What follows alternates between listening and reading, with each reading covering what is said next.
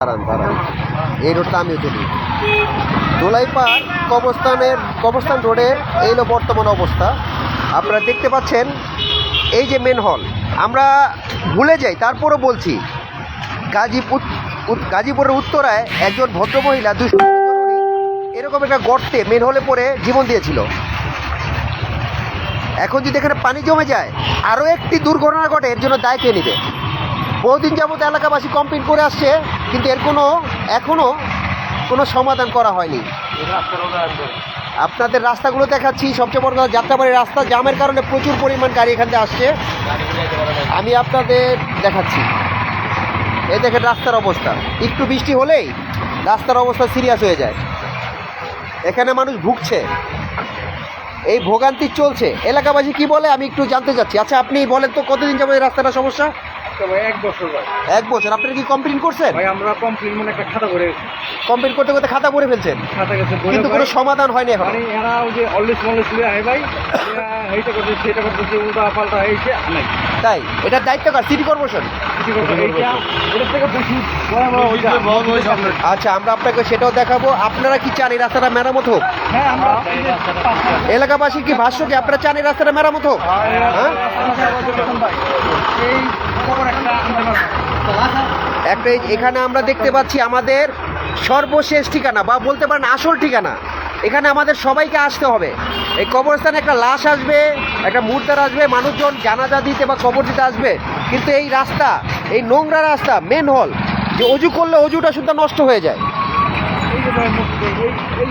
আচ্ছা, মসজিদ ও কবরস্থান যেগুলো আছে, মসজিদ তো অবশ্যই আসবে, আসতে থাকবে। ঠিক আছে, আজকে অ্যাক্সিডেন্ট হয়েছে না? কখন?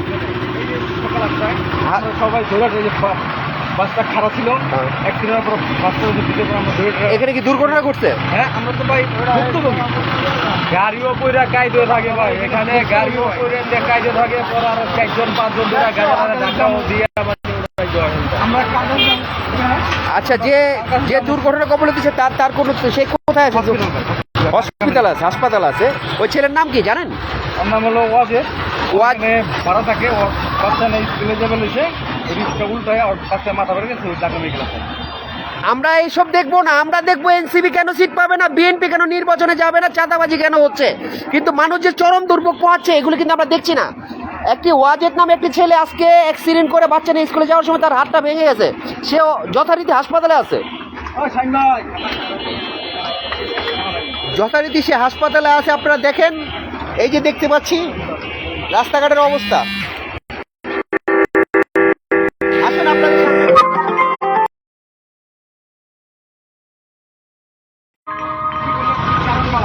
আসুন দেখি কি অবস্থা, আপনাদেরকে রাস্তাটা দেখাই।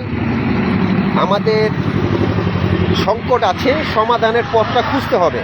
ভুক্তভোগীরা বলছে প্রতিনিয়ত রাস্তাটা লোক দেখতে আসে, শুধু দেখেই চলে যায়, কিন্তু সমাধানটা আর করছে না। এটা না, এটা তো এটা কিছুই না। আমরা দেখছি, দেখেন কিছুদিন আগে আমরা দেখেছিলাম ওই বিভিন্ন নেতাকর্মীরা এসে ওই ময়লার এটা পরিষ্কার করেছে, কিন্তু রাস্তা মেরামত করতে তাদের কোনো দৃষ্টি দেওয়া ছিল না। এটা ভাইয়া, আচ্ছা ঠিক আছে, চলুন আপনাদেরকে দেখাচ্ছি। হ্যাঁ, দেখাচ্ছি।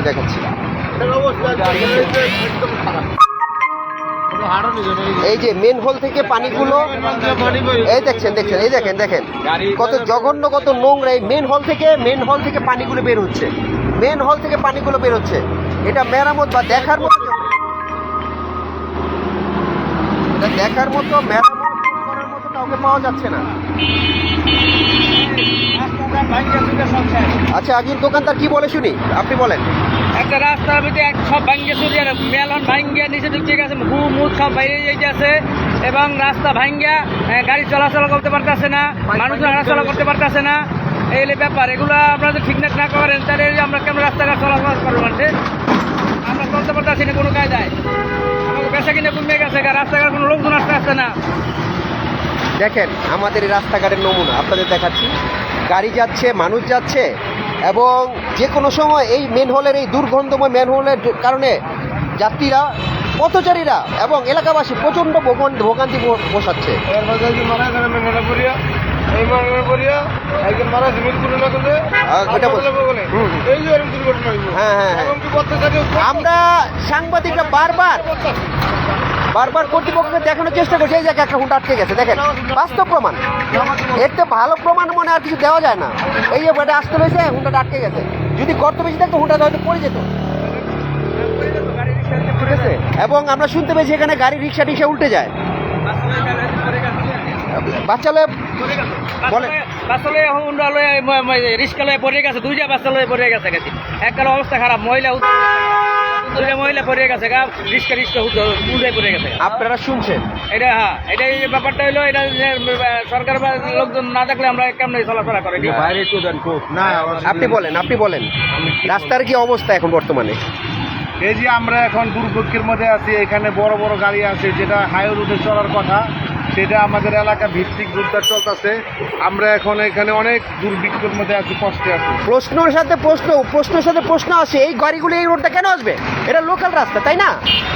এই দেখেন বড় বড় গাড়িগুলো আসছে। আচ্ছা, আর রাস্তা নিয়ে কি দুর্ভোগ আছেন? বর্তমান আমরা কিভাবে চলবো? এটাতে আমাদের এলাকা, আমরা এটা বসবাস করবো। এক ঘন্টা থেকে একটা মহিলা পড়ে গেছে। হ্যাঁ, মহিলা পড়ে গেছে, পায়ের ব্যথা পাচ্ছে, বাচ্চা সহকারে। এইভাবে কি ঢাকা শহর রাস্তা কি চলে? এলাকা ভিত্তিক যে এত বড় বড় গাড়ি আসে, আমরা কিভাবে এখানে বসবাস করবো? আপনারা দেখতে পাচ্ছেন এই যে বড় বড় গাড়িগুলো আসছে, বড় বড় গাড়ি চলে যাচ্ছে। এটা তো আসলে এটা তো আসলে রাস্তাই না, ওনাদের রাস্তা না, কিন্তু ওনারা জামকে বাঁচার জন্য আসছে। আর রাস্তাঘাট ক্ষতিগ্রস্ত হচ্ছে এবং গর্ত সৃষ্টি হচ্ছে। এই ব্যাপারটা দৃষ্টি দেওয়ার মতো আমার লোকজন খুঁজে পাচ্ছি না। যান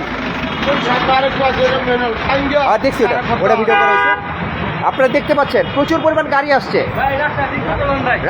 রাস্তাটা সবারই একই দাবি, রাস্তা মেরামত করতে হবে, রাস্তা ঠিক করতে হবে। দেখেন, আপনারা শুনতে পাচ্ছেন।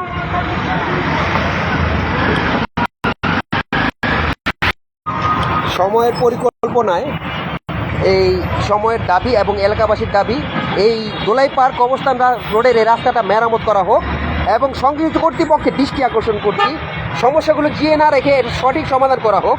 এখানে দিনের পর দিন দুর্ঘটনা ঘটেই যাচ্ছে। এই দুর্ঘটনাটা অবশ্যই রোধ করা জরুরি হয়ে পড়েছে। সকলের দাবি, জনগণের দাবি, এলাকাবাসীর দাবিটা আসলে পূরণ করা হোক, সংশ্লিষ্ট কর্তৃপক্ষের দৃষ্টি আকর্ষণ করছি। দোলাই পার্ক অবস্থান রোড থেকে দৈনিক স্বাধীন সংবাদের হয়ে কাউসার আহমেদ বলছি, অবশ্যই ব্যাপারটা দেখবেন। সবাইকে ধন্যবাদ। দেখুন